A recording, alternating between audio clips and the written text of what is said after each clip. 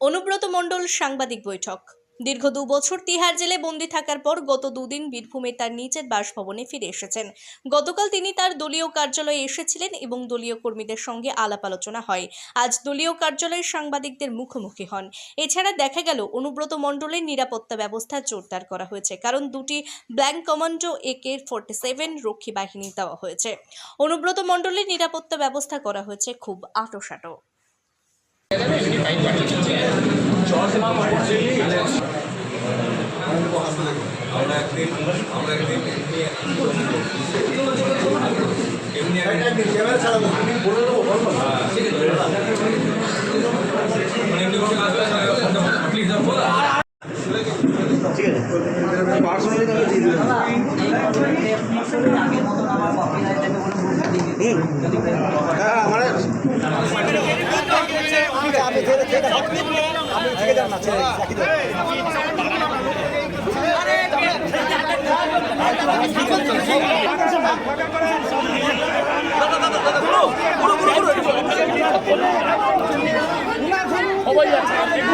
আমি একটা নেই সবাই